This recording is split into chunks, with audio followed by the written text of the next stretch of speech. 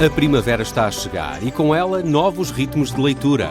Leia artigos de opinião e receba acesso antecipado a todos os episódios de Podcast Plus. Acompanhe a atualidade ao minuto. Assine hoje o Observador com até 58% de desconto e habilite-se a ganhar uma tote bag e um voucher da Livraria Almedina. Tudo em observador.pt.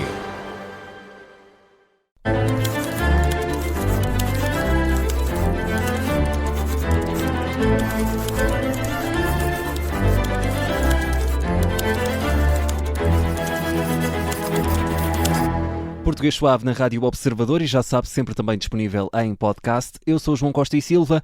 Olá, Marco Olá, Neves. cá estamos. Já se sente o cheiro da primavera? Já se sente, sim senhora. Hoje é... Ainda que sim, o tempo senhora. esteja farrusco. Sim senhora é uma boa expressão para nós falarmos. Porque é que eu digo sim senhora? Ou sim senhora? Como é que isto se usa? Não sei se tens essa dúvida. Eu, por acaso, utilizo quase sempre sim, senhores. Mas também podemos usar sim senhora. E o que é Verdade. engraçado é que não tem nada a ver com a pessoa que está à nossa frente. Se é mulher, se é homem. É uma forma de... Bem, mas já falamos... Olha, e falaste aí de outra expressão, o tem que ver ou tem a ver. Também existe muito esta dúvida. As pessoas também perguntam muitas vezes. Então podemos falar sobre isso hoje ou noutro episódio. Mas neste caso, estando neste domingo especial, porque estamos a começar a primavera, claro que vamos falar da primavera, e depois vamos acabar com o Voltem para os Vossos Lugares que nós prometemos no último episódio. Pois é, já não me lembrava disso. Discutir essa questão. Vamos então à Lincoln das Notícias. Vamos a isso.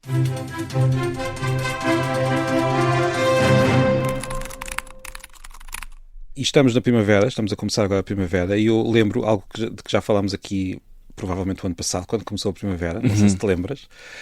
Isto é as vantagens de ter um programa que já tem mais do que um ano, não é? E um documento com... quantas páginas? Eu por acaso fui isso ver há pouco. 202. Temos de publicar isto?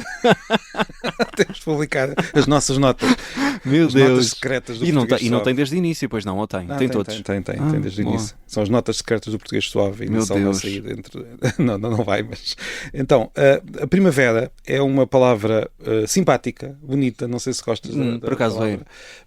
Penso que terá que ver com as associações que nós fazemos à primavera, mas o que é curioso é que a palavra tem uma origem, digamos, estranha, porque a palavra verão tem origem na palavra que os latinos usavam para primavera.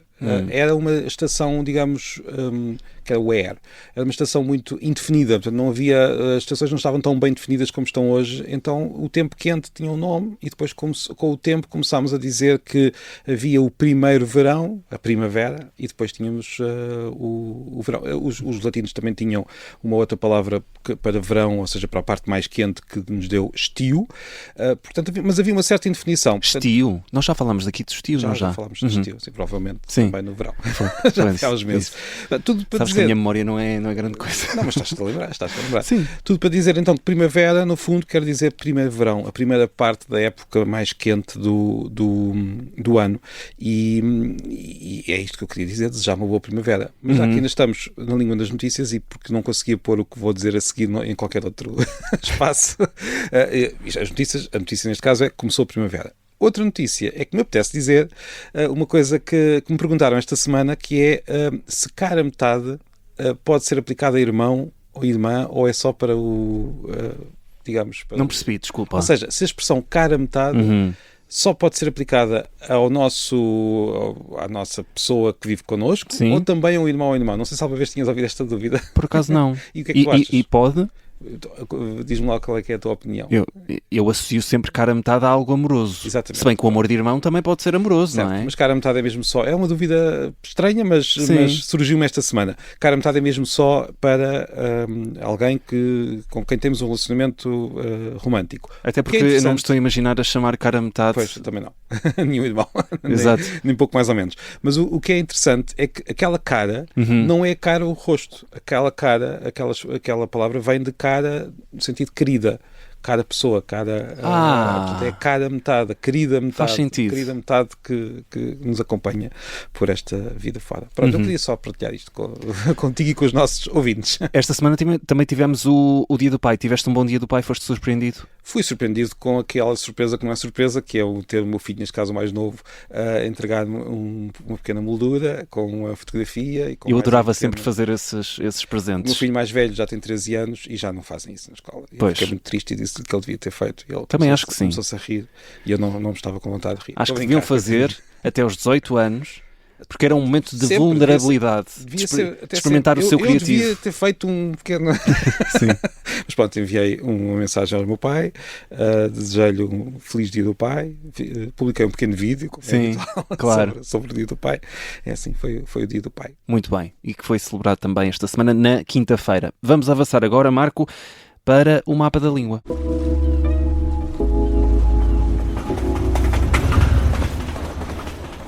E no mapa da língua, e se não te importares, eu vou usar aqui o meu livro. Isto não é para fazer, é para fazer publicidade, claro que é. Quando é que sai? Vamos lá relembrar. Portanto, hoje é domingo, portanto vai sair na terça-feira. Está quase. Terça-feira, dia 24, estará nas livrarias. Ou seja, no próximo episódio do Português Suave, ou seja, na quarta-feira já saiu. Já as pessoas podem ainda correr para as livrarias para comprar o livro. E é bom, não só por causa do livro, mas também pelas livrarias. Nem precisam de ir correr. Porque agora também dá para comprar online. Sim, mas podem ir até às livrarias. Sim, também é uma boa experiência, não é? Eu também compro online, claro, mas também é bom ir às livrarias, porque a vantagem as livrarias online também fazem isso. E também temos essa... também descobrimos coisas que não estávamos à espera. Mas estar com os livros à frente e procurar um livro, mas depois temos o outro livro ao lado que não sabíamos que existia. Que está isso já me aconteceu imensas vezes, ir a uma livraria e estar com o pensamento de quero comprar aquele livro e acabo por trazer outro completamente diferente.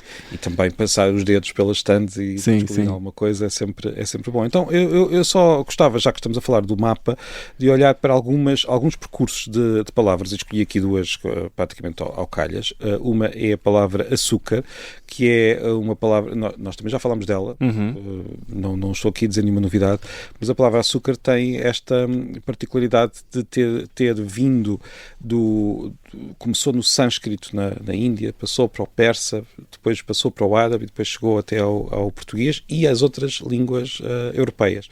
Tantas viagens. Sim, está cansada essa palavra. Está cansada, mas ela tem muita energia. Também um pouco perigosa, uma palavra não, o produto em si é que... O açúcar supostamente dá energia, não é? Dá energia e não faz assim adrenalina. Não faz maravilhosamente bem, como sabemos, não é?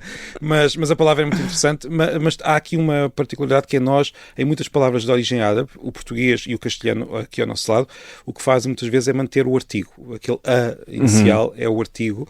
Portanto, quando nós dizemos o açúcar, é como se estivéssemos a dizer o açúcar.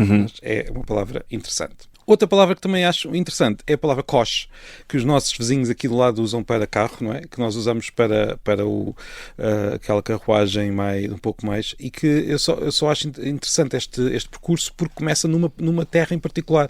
Uma palavra húngara, coche, uma terra húngara, coche, onde se começaram a fazer os primeiros coches e depois os coches acabaram por chegar ao português como palavra com que nós indicamos um certo meio de transporte. Eu já tinha falado, isto é uma espécie de, como é que eu ia dizer, como é que nós podemos dizer quando vamos buscar uma antologia de pequenas viagens das palavras, porque nós já falámos destas duas. Sim. E há muitas outras. E no fundo... E eu gosto sempre de acompanhar, às vezes quando fazemos aqui essa viagem, é sempre interessante perceber também as influências, não é? Ao longo do tempo que vão recebendo. E o português também serviu de ponto de partida para várias viagens. Uma das que eu acho mais curiosas, e mais uma vez vamos estar aqui em estilo de antologia, porque também já falámos dela, que é o fetiche. A palavra fetiche começa em feitiço no português. Os navegadores portugueses chegam à Costa do Ouro, em África, e chamam feitiços aos amuletos que as pessoas tinham, um pouco com aquele ar, eles acham que é magia, mas aquilo é uma coisa feita, artificial. Nós também tínhamos os nossos próprios amuletos, claro, mas os amuletos dos outros parecem mais estranhos. Portanto, chamávamos aquilo algo feitiço, postiço.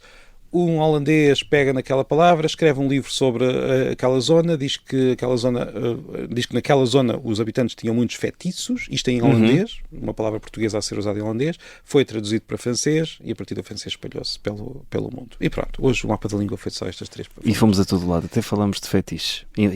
Isto é sempre extraordinário. Vamos então para a nossa última rubrica, os mitos e dúvidas.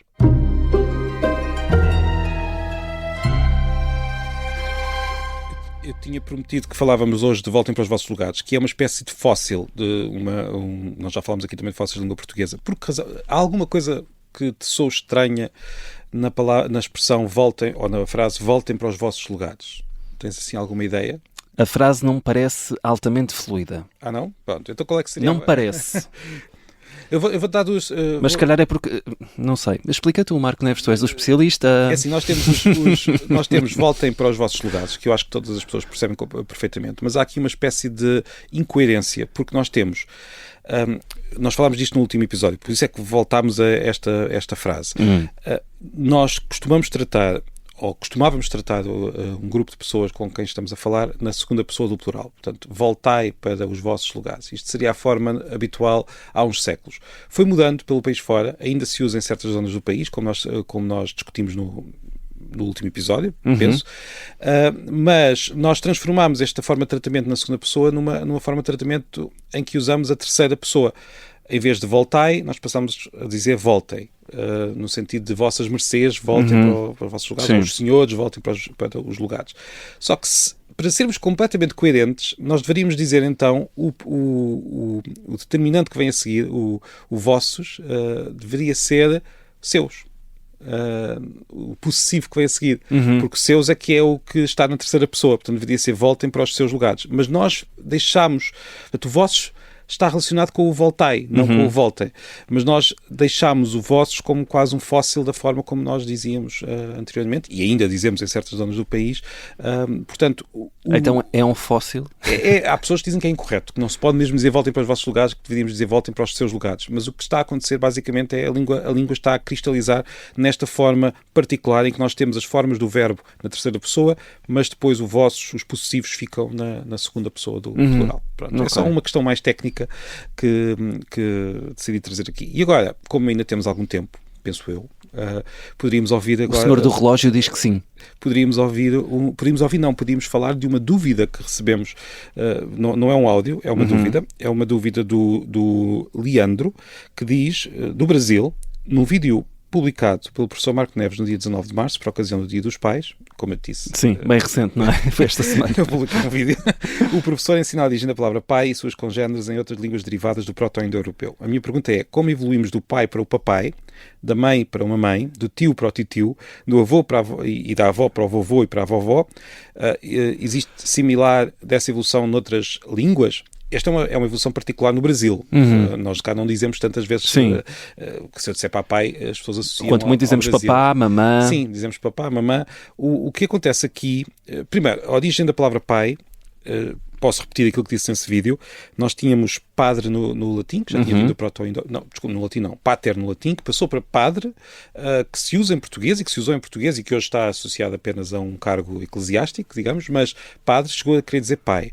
E foram as próprias crianças que transformaram padre em pai, ao diminuir a palavra padre, pai, portanto foi uma espécie de diluir da palavra infantil. É como se nós hoje usássemos no texto formal uma palavra que é das crianças.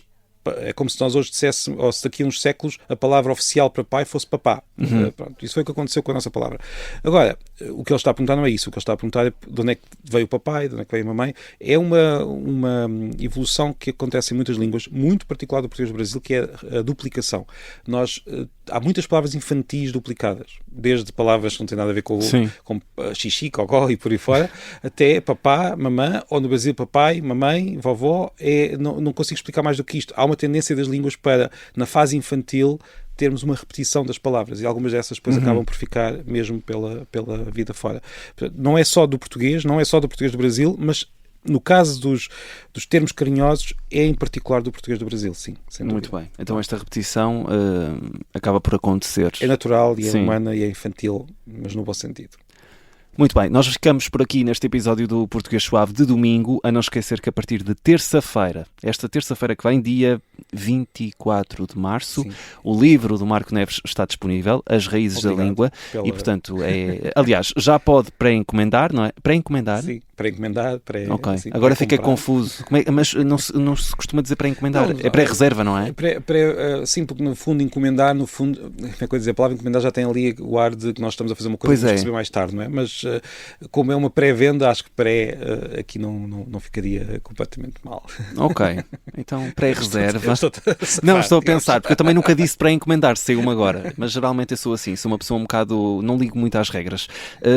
O livro do Marco Neves vai ficar disponível a partir de terça-feira, pode fazer a pré-reserva e depois recebe em casa, ou então pode correr para as livrarias, como já disse o Marco Neves. É um livro que se foca mais em... Tu já tens vários livros, não é? Nas viagens das várias palavras, contando assim também a viagem da própria língua portuguesa. Mas são crónicas. Que é o que nós muitas vezes também fazemos aqui, não é? Sim, não é um livro técnico, já escrevi outros livros mais, digamos, da história da língua, de forma mais... É um livro de histórias que fui contando, às vezes até aos meus filhos, sobre as várias viagens que as palavras fazem. Muito bem. Fica aqui então a sugestão, quem sabe para prenda de aniversário, para alguém que gosta, ou que seja fã do Ninja Marco Neves. Se a pessoa for daquelas pessoas que gostam de... tudo já... Eu acho que até o Natal a pessoa depois recebe o livro. Eu acho que ainda falta um bocadinho. Mas pode ser, agora vamos ter a Páscoa, pode ser uma prenda. Uma prenda de Páscoa. Existe essa tradição. Não em todas as famílias, não sei. Em algumas famílias de... Sim, os avós costumam dar, não sei se é só na minha família, mas na minha família eram os avós que davam mais prendas na Páscoa. Sim, em algumas sim. Marco Neves, ficamos por aqui, voltamos na quarta-feira. Dúvida, já sabe, é enviar para o e-mail portuguessuave@observador.pt. Muito bem, e através do WhatsApp, que é o 91002 41 85, 91002 41 85. Até quarta-feira. Até quarta.